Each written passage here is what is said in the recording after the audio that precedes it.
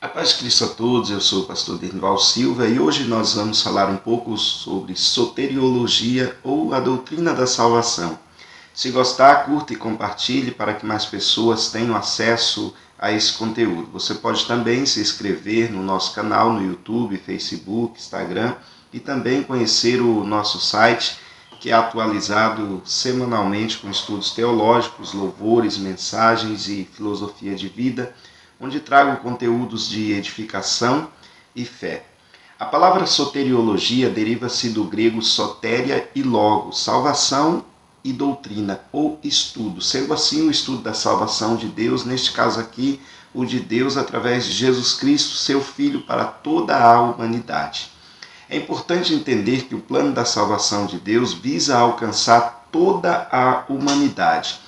Antes do homem pecar, Deus, na verdade, já tinha criado um plano de redenção, antes mesmo de criar o homem.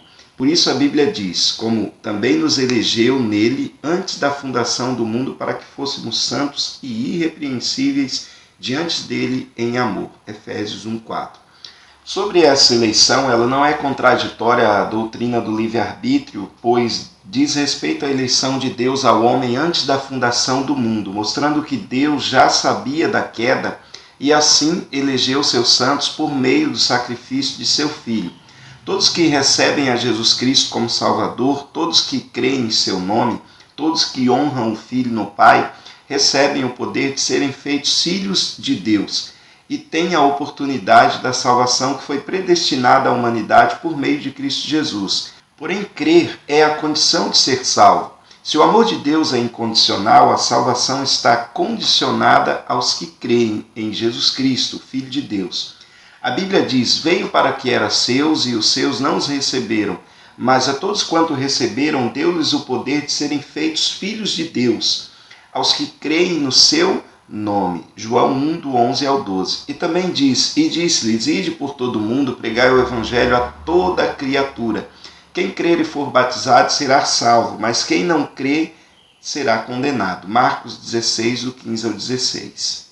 O livro Fundamentos da Teologia Pentecostal diz, abre aspas, ao estudar a vida de Cristo, ficamos surpresos com as inúmeras obras maravilhosas realizadas por ele, o alimento dado ao povo, a transformação da água em vinho, a cura dos doentes, fazer os coxos andarem, os surdos ouvirem e os cegos verem, foram todas elas evidências que apontaram para o fato de que ele era o Filho de Deus. Fecha aspas.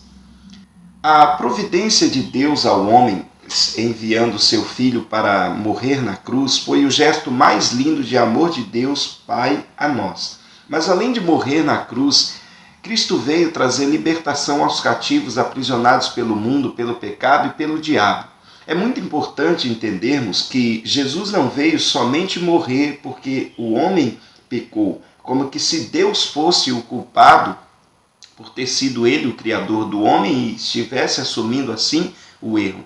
Mas Jesus veio para que o homem, por causa do pecado que lhe condenou à morte, tivesse novamente a oportunidade de viver na presença de Deus e um dia estar eternamente com o Senhor.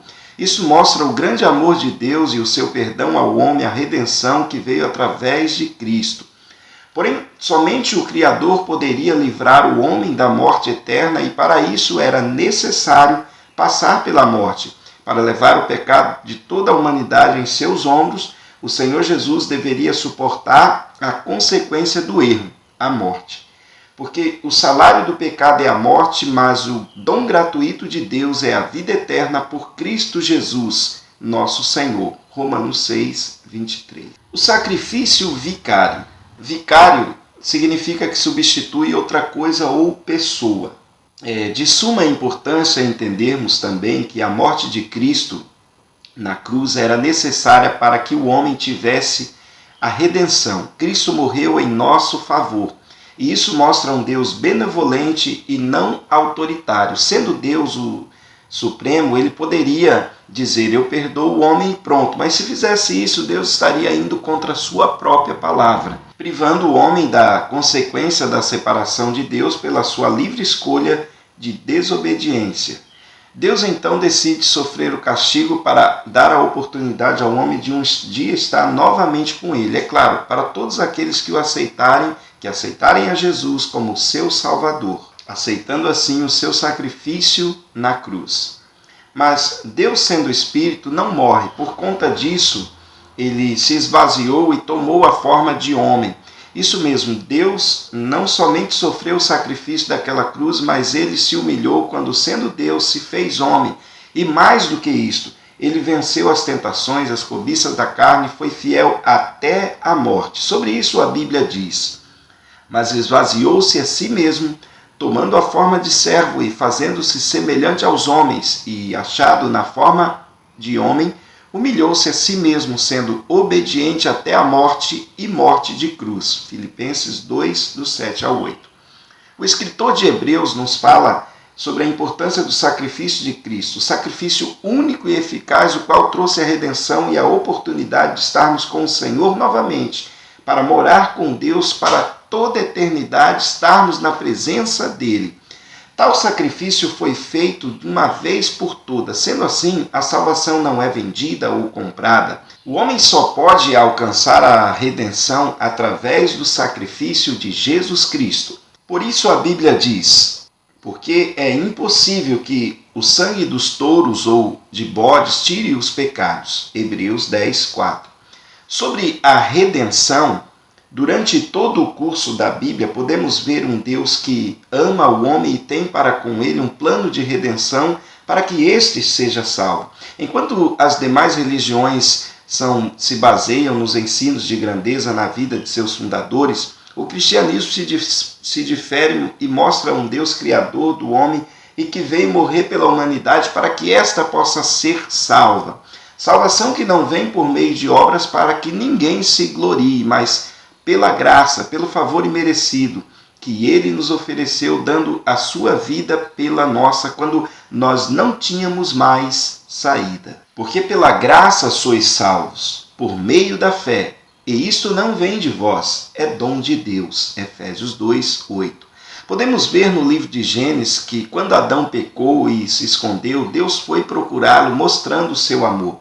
E porei inimizade entre ti e a mulher, e entre a tua semente e a sua semente. Esta te ferirá a cabeça e tu lhe ferirás o calcanhar. Gênesis 3, versículo 15. A semente da mulher, Cristo, foi enviado para vencer o tentador e a morte. Porém, enquanto Cristo não havia vindo morrer na cruz, era necessário sacrifícios anuais dos animais, que após o sacrifício de Cristo, sua morte e ressurreição, foi abolido, pois Cristo venceu a morte e cumpriu a lei.